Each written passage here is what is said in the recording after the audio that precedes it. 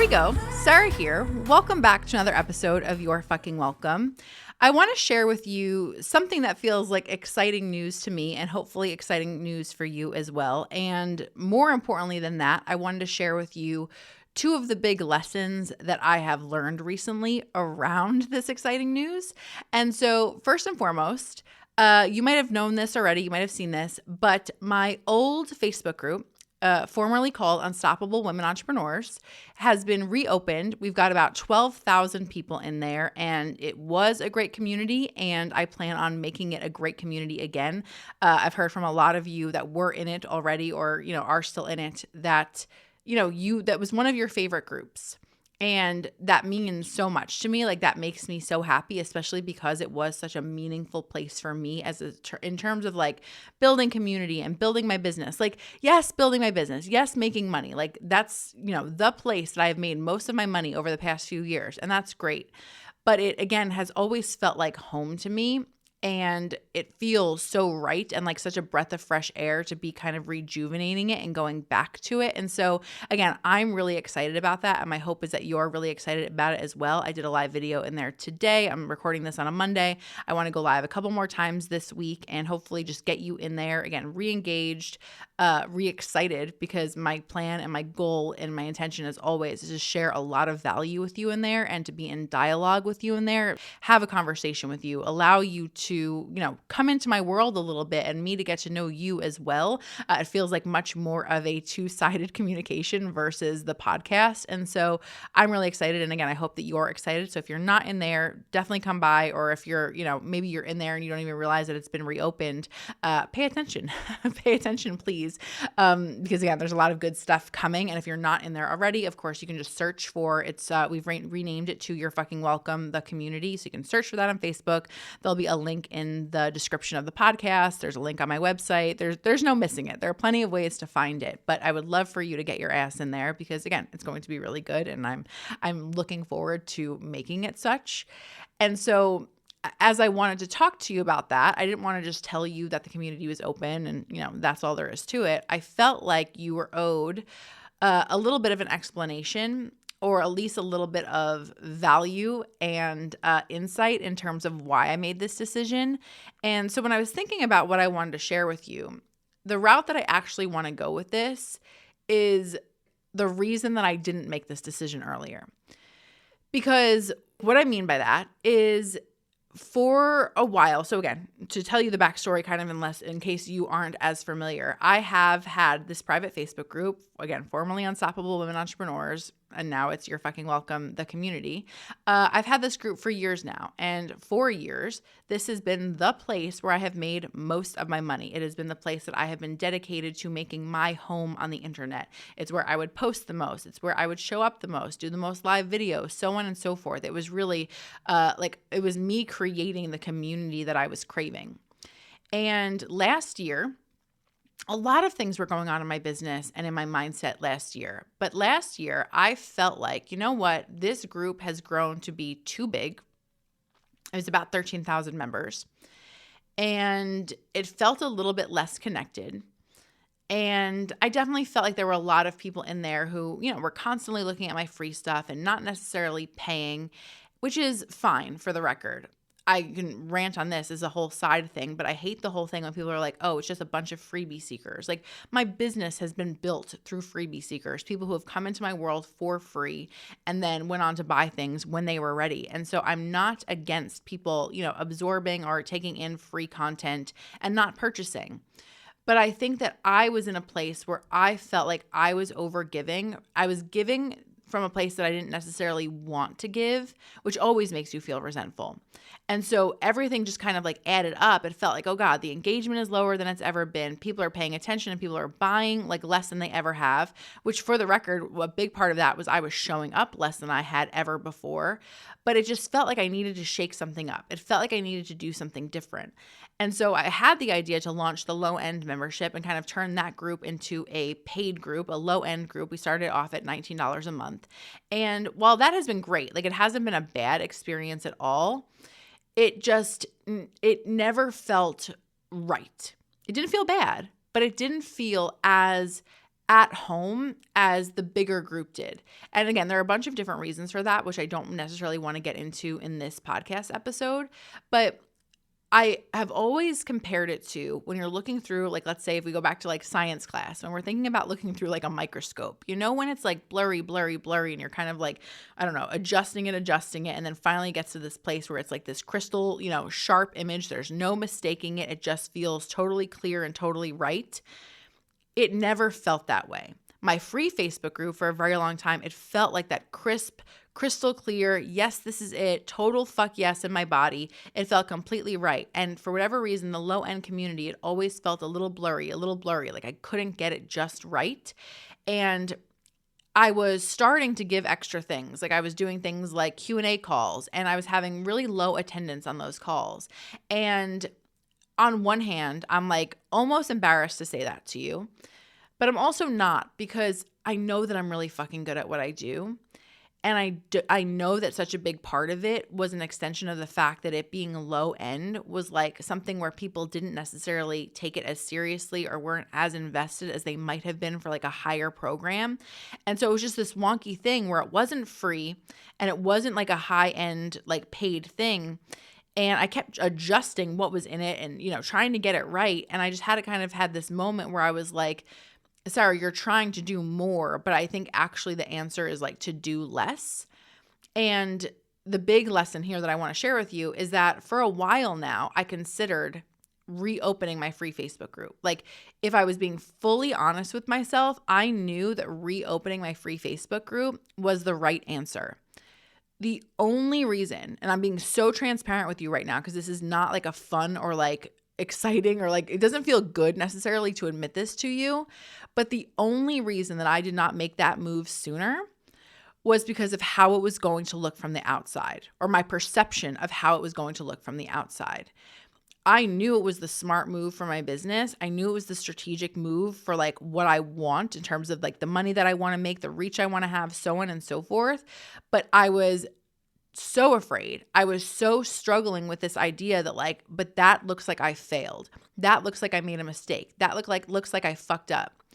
And so why I wanted to talk to you about this today is because number one, in this whole thing, Gretchen was so helpful when we were having this conversation a few weeks ago. She was like, I don't think you have to look at this as like you fucked up. Like we tried something. We thought it was a good idea. It didn't work out the way that we exactly wanted it to because we're not psychics. And so now we're adjusting things. And like, it's cool that we tried something. It's cool that we experimented. And that was like such a helpful thing for her to reflect to me. And it's just been a reminder for me, like something that I'm reminding myself of over and over again, which is true. But like, I feel like I needed this reminder on a new level that like, I'm not somebody who is afraid to make mistakes. Like I've been doing this long enough. I have made enough money. I have had enough success. I know that my business is not fragile at this point. I know that I can bounce back from anything. I know that I can recreate something where something was burnt down. Like I really do. I believe that fully. Doesn't mean I don't get scared about it from time to time, but I do really believe that like I could recreate anything that I needed to.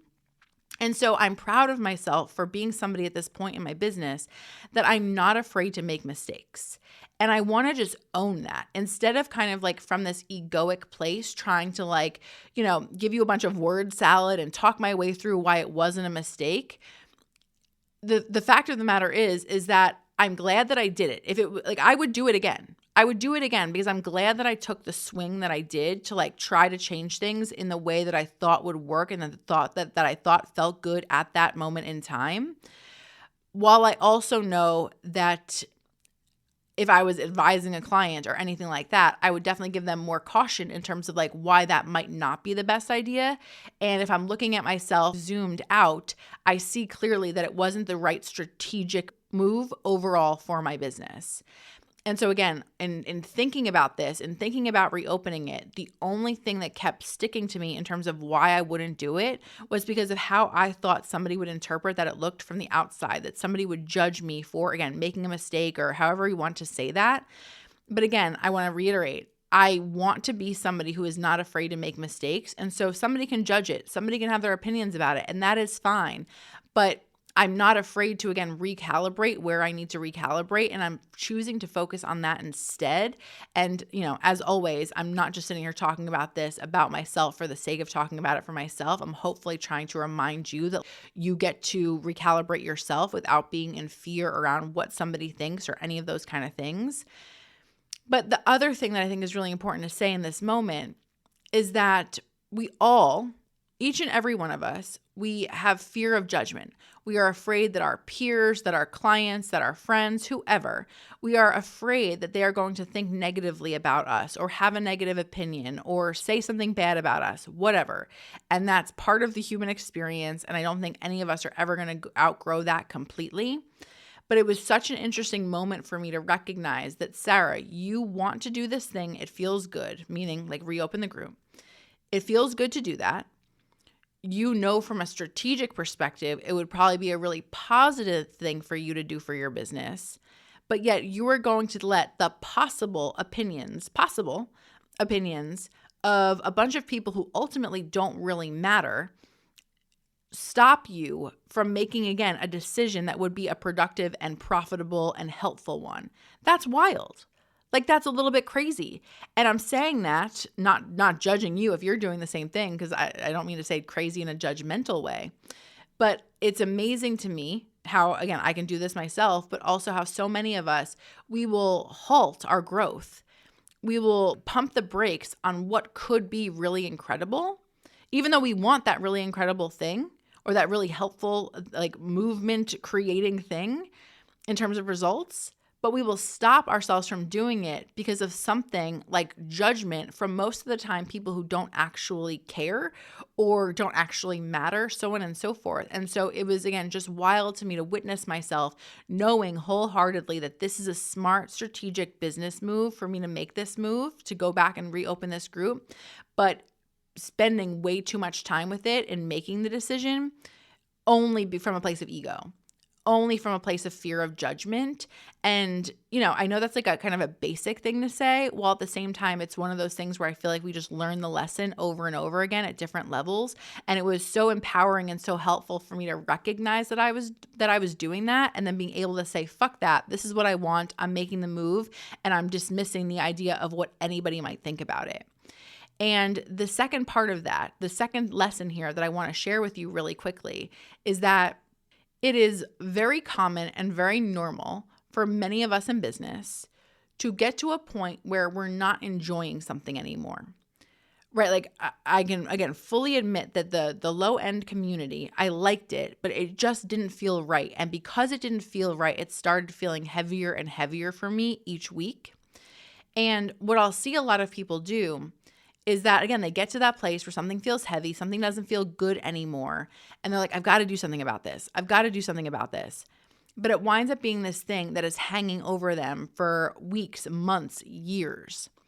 And the thing is again, it was feeling heavy. It was feeling like it was weighing over me. And I had a client say to me, she's like, how did you make that decision so fast? I felt like you just decided and boom, all of a sudden everything was moving. And I was like, well, I'm glad it looked like that, because it definitely wasn't that quick. But the thing that moved everything for me was having the idea, seeing the vision of what could be possible outside of the heaviness. So what I mean by that is it's very difficult in your business or in a lot of the different things in life. If you're just trying to run away from one thing, it's hard to make progress. Where you're going to make progress is identifying where you want to run to. When you have the picture, the vision of what comes next, what could change about this? If I made this decision to cut ties with this thing, what happens from there? And again, allowing yourself to get excited about what comes next. Otherwise, we just stay in problem mode. And focusing on what the problem is or focusing what doesn't feel good, in my experience, in my opinion, doesn't help us nearly as much as sitting there and getting clarity around what do we desire, what is the vision, and how do I work towards that. And I'm going to use the example here of dating in the sense that I was talking to a friend not long ago where, she has been on and off with this guy for a while, and she knows damn well that he is not treating her how she deserves to be treated. She knows that for sure. But as we all know, sometimes we can get connected to people and, get attached to them, and we don't want to start over, or the breadcrumbs that we are getting, it feels better than nothing. And I've learned this from experience. I've had conversations with my coach, Nicole, about this. But when you are in that moment of void, the most helpful thing that you can possibly do, and to the comfort there, is getting clarity around the vision and getting your energy and belief around the vision. So in this example, maybe she's not ready to walk away from this guy, but she knows she needs to. And it would feel lonely without the little that she's getting from him. It would feel like, again, nothing versus something. And that sucks. That void feeling is not a good feeling. But if we can actually sit there and reflect on, well, how would my ideal man in this situation, how would he be responding? How would he be treating me? And giving yourself that comparison of seeing something that's on the opposite end, something that's like the actual thing that you want, it gives you such a stark contrast and such, therefore, clarity around, why the fuck am I accepting this when this is the thing that's possible for me and this is what I really want? And if we're not in vision mode, if we're not pushing ourselves to see what is possible, then it makes it that much easier for us to accept what doesn't really feel great. So again, in the context of the Facebook group, I was in that mode of, again, the blurry microscope, right? It wasn't horrible. It wasn't terrible. It's not like I was, dreading being in there or anything like that. There are lovely people in there, but the dynamic and how it fit into my business model wasn't completely right. And so I had that blurry feeling that I was like, ooh, this doesn't feel 100% good. This doesn't feel like home. And then I didn't know what to do about it. Okay, do I add things in? Do I adjust the pricing? Do I blah, blah, blah? Like, I'm trying to play around with all these ideas around like how it could be better and what else it could feel like and why does it feel heavy and so on and so forth. And then the moment that I got my brain and energy wrapped around, I'm going to relaunch the Facebook group. I'm going to launch this thing called Momentum. Here are all the pieces how they fit into place. It felt like home. It felt like that clarity. And then it got so much easier to be like, yep, I'm cutting this thing loose because now I know what comes next. And now I know what I'm working towards. I'm not just trying to run away from something. I know what I'm about to run towards. And that gives me excitement and this positive energy versus being stuck in this negative or stagnant or fixing energy, right? I've learned over and over again in my business, excited energy benefits you way fucking more than anything else. Way fucking more than anything else. We want to move forward and we want to focus again on possibilities and what could happen versus focusing on the negativity or the problems. And that's exactly what I'm doing here. And it feels so fucking good. Like, it feels so fucking good. I had such a light weekend. Like, energetically, like, I wasn't sitting there being like, I should be getting a jump start on Monday work, or, I'm dreading XYZ. It did not feel like that at all. Like, I had the best weekend I can remember in a really long time. Side note, I went to puppy yoga yesterday. So obviously, how could it not be a good weekend? But like, I did some other things. I had some fun, but more than that, I just was in this calm state again, because I felt like I reclaimed what I really wanted for my business and I gave myself permission to do that. And it was this grounding feeling that I was really missing for a while. And to go back to the first point that I made, I hate the fact that I could have had that feeling earlier, but I wasn't giving it to myself because of possible judgment. Fuck that. I deserve to feel like my business feels good, that it feels like home, that I feel in control, that I feel calm, and I'm going to make the decisions that I need to make that so.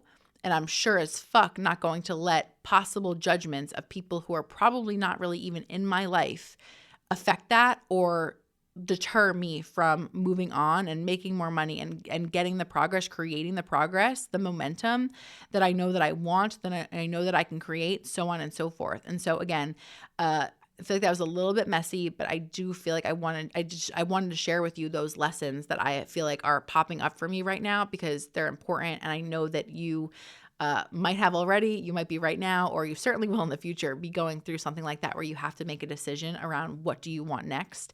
And hopefully weighing out those things are helpful in terms of making your own decisions. And so I want to remind you that this Friday, Momentum, the price goes up for Momentum. Momentum is my brand new coaching experience where you have 2-hour weekly group coaching calls with me. You have the opportunities to submit Q&As. We have a private Facebook group. But the name of the game here is momentum, but also support. This is where it is open coaching. Whatever you want to ask. You want to ask me a question about Ellie? Go for it. You want to ask me a question about dating? Go for it.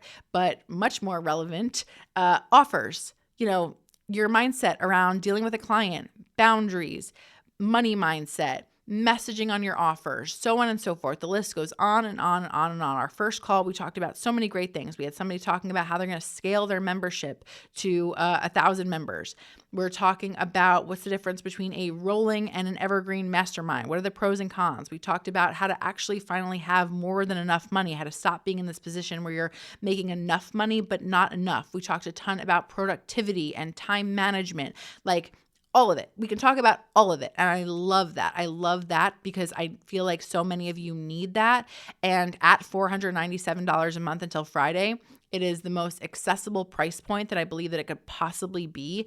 And I love the idea that I'm giving you an opportunity to get your hands on high level coaching, but at a really accessible price point. And so this is open to everybody. I think especially I've had so many people buy my programs over the years. And so it's I love the idea that I'm giving you an opportunity to basically, continue with Show Up and Blow Up or continue with 500K sales system, continue asking me the questions that you need to from that program. But I also have some brand new people in there, which I love just as much because we're diving into just making over people's business models and figuring out what's really important, in terms of how to actually onboard mastermind clients and how to structure your offer, so on and so forth.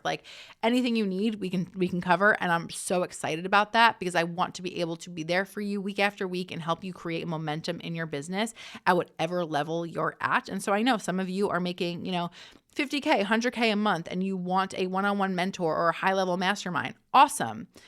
But I also feel like you having a little bit of strategic support when you need it is really relevant as well, right? I don't want anybody to ever get to the point where they think that I'm making X amount of dollars, I can only invest in high level stuff.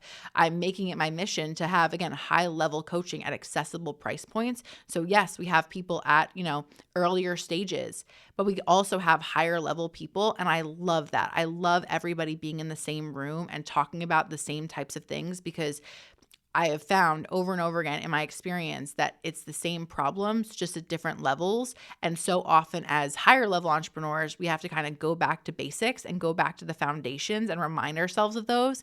And so again, my aim is to cover the bases for everybody in there, make sure that everybody feels really welcome and really supported and really seen in their business and in their life, all of the things, right? So again, price right now is $497 a month. It goes up to $697 a month after Friday at 11:59 p.m. Pacific. So all the details, as always, sarah-dan.com. I would love to have you, and I'll talk to you next episode.